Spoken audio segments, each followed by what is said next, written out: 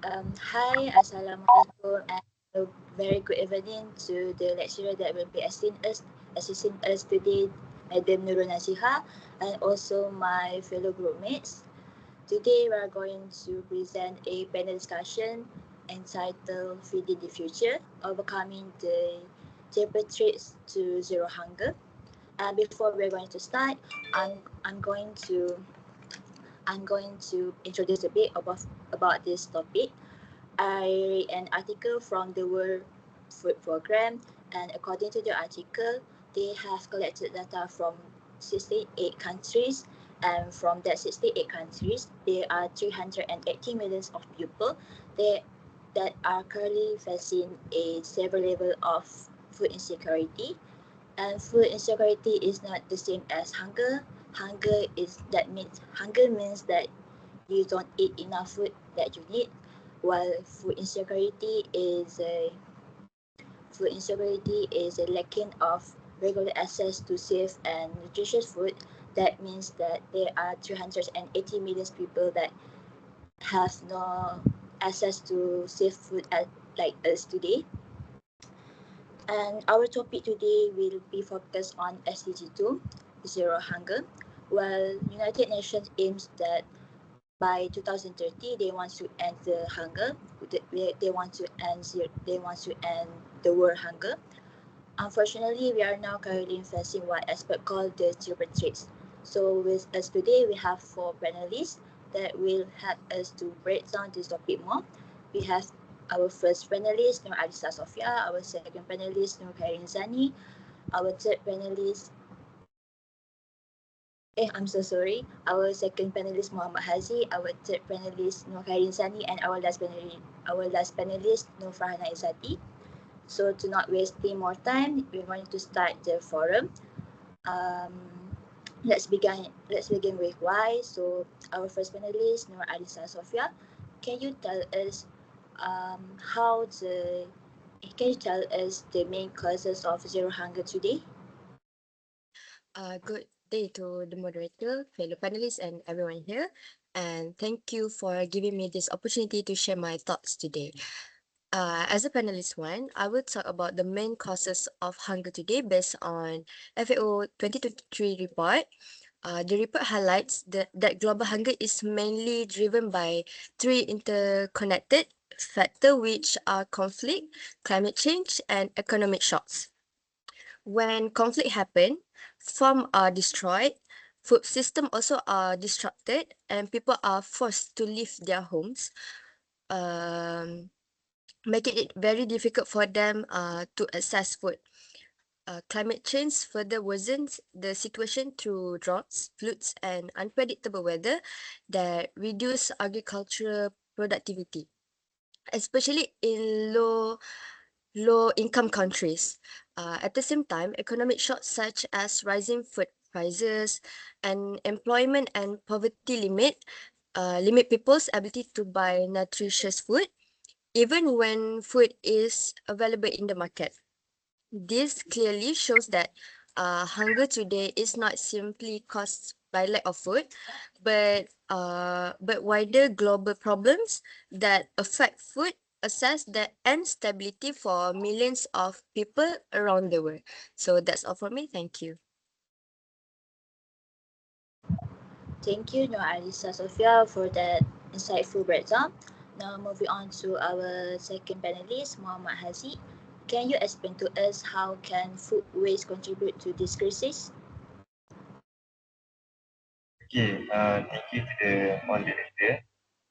I would like to address the issue to food waste and its connection to SDG 2, which is zero hunger. Although the world produces enough food to feed everyone, the main problem lies in inefficient use of that food. According to a study by Daga et al. 2035, food waste occurs at every stage of the food supply chain, from agricultural production and processing to distribution and final consumption. This waste result in food that could have helped those in need being discarded unnecessarily. At the same time, it leads to have a to have sorry. At the same time, it leads to the wastage of valuable resources such as water, energy, and land, while also contributing to environmental pollution. This situation clearly shows that food waste is one of the key factors preventing the world from achieving zero hunger. Therefore, food waste should not be seen as an individual issue alone, but as a global challenge that requires serious attention. Okay, that's all. Um, Okay, thank you very much, Muhammad Haziq. It's a hard truth that when we are wasting food, we are actually wasting others people's lives as well.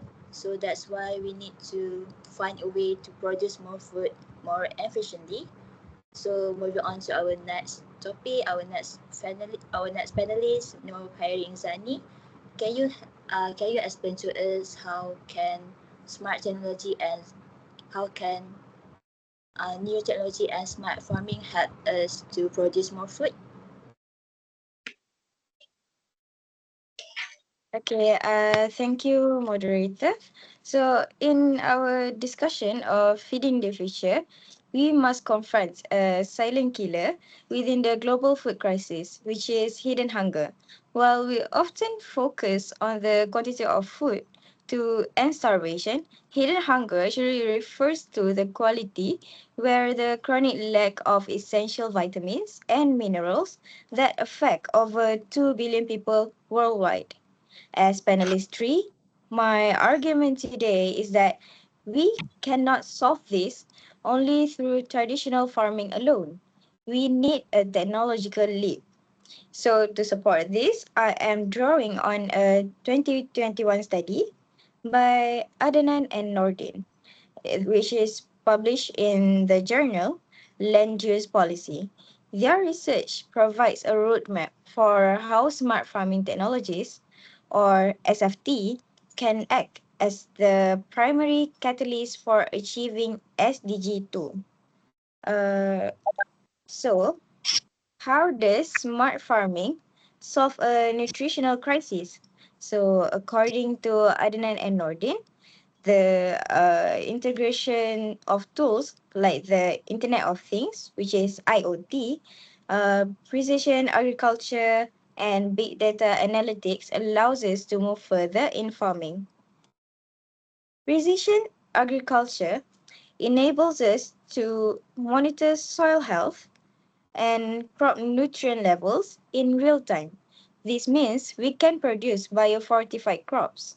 By optimizing resource use, SFT doesn't just produce more food, it produces better food.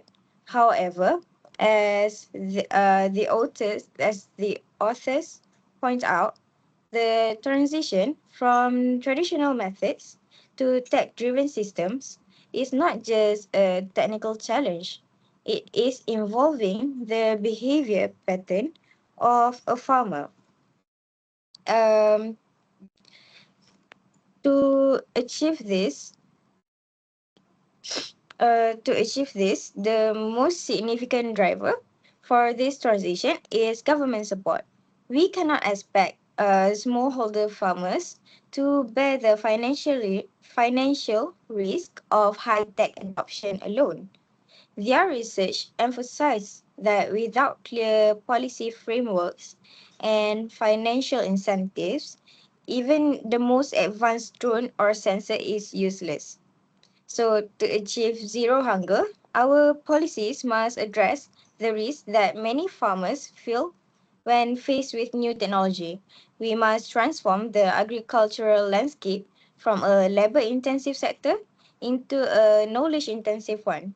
So, in conclusion, the triple threat to food security requires a triple response, which are innovation, policy, and education. The empirical evidence provided by Adnan and Norden proves that smart farming is not a luxury for wealthy nations. It is a necessity for a sustainable global food system.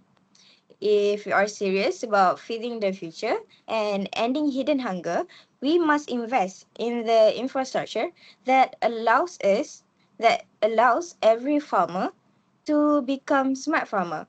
We must bridge the gap between technological potential and field level reality. Okay, that's all from me. Thank you. Okay, thank you, no Kairing. So, thank you for that interesting sharing. Technology is a great tool, but unfortunately, if people can't afford the healthy food that have been produced from it, it will be useless as well. So, moving on to our last panelist, Nur Farhana Izzati. Can you explain to us um, how can we make healthy food more affordable to people? Okay, thank you, moderator. So how can we make healthy food more affordable? So first thing first, healthy food is food that in this time very difficult to get, like fruits, vegetables, protein, grains. Some of them is import and exporting from our country, and we get it from another country. So the price is very high up, and in a way to say it's expensive. So um so according to the blog that I've read from FWD Malaysia, so we can do a practical budget tips. It's like we can plan meals in advance to avoid impulse purchases and waste. Also, we can buy seasonal and local produce, which tends to be cheaper and more fresher. Also, we can choose affordable protein options like eggs and tofu. And lastly, we can just do home cooking, because of when we home cooking, we know precisely what's ingredient that we want to use, or healthy or unhealthy ones. So this is giving us more control over ingredients and the cost, especially. Also, it's better for us to buy in a bulk and freeze portions to extend the life of food and really save our money. Then we go to the groceries every week or every month to buy same things over and over again.